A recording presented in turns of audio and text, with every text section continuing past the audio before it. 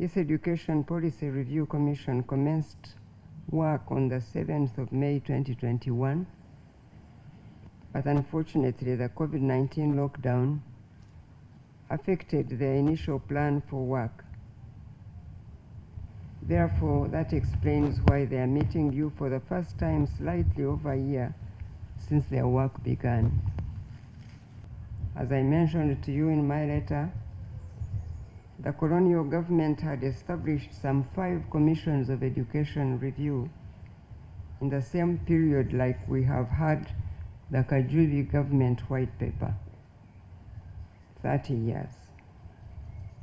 Therefore, that is why I think that government must now make room for this commission and allow them to receive the resources to enable them now begin to do the work they have already laid down in their work plan. Today, however, they have not come to you to discuss funding for their work. Their desire to meet you was to have an opportunity to receive your counsel and guidance as the leader of the National Resistance Government. Your Excellency, in the time that we have worked with the Commission, we have registered a number of achievements. But more important, Your Excellency, we've been able to analyze the historical context of education. We have also analyzed the policy history of all the commissions that Ma'am has been talking about and their purpose and what became of them. We have looked at the legal reforms that have ensued in the country, as well as the frameworks. We have looked at the regional, continental, and global perspectives for us to situate our work. Secondly, Your Excellency, we have reviewed the implementation status of the 220 recommendations in the Kajubi, in the white paper, as approved by Cabinet, and we are able to track what has been achieved, what has not been achieved, what are the constraints, and what can be done. The Commission is to carry out the diagnosis of the educational system in relation to the diagnosis of the problems of the society. Because you must know the problems of the society, the diagnosis of the society itself, to be able to know what solutions education has for that society to prosper,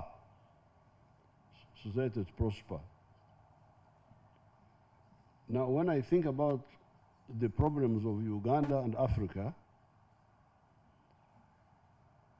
I first of all start with the pre-colonial times. How were our societies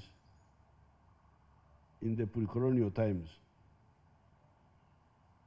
How were they organized politically and economically? It is good for the educational system to discover how those societies were organized. And once you know how they were organized, then you assess how they behaved when they faced challenges of external actors. So these are my 5 points which I think you could look at. The pre-capitalist, pre-colonial system, the way it was, and its consequences that led to our colonization, to the slave trade, the production of raw materials in the colonial times and post-independence, and therefore the need for the change, which includes manufacturing, expanding of the money economy and expanding of the services sectors, then dealing with the new colonial social science, and finally the attack on the African identity. For me, I think these are the big issues. Of course, you also need, I don't want, I must add a sixth one, don't neglect global exposure. You see, for instance, I heard some people saying, what is the use of studying European history? I heard some of the people commenting. What is the use of studying European history? We should, no, very important to study European history.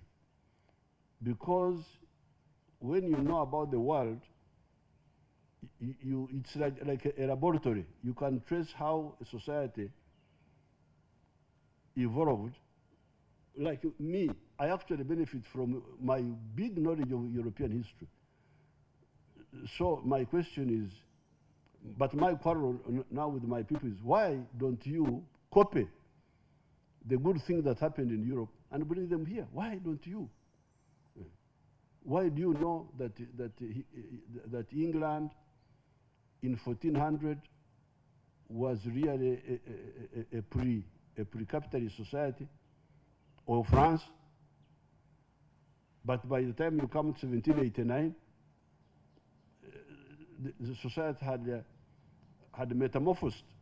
You remember that process in biology, the one of metamorphosis of the butterfly, from the egg to the caterpillar to the pupa to the mature butterfly.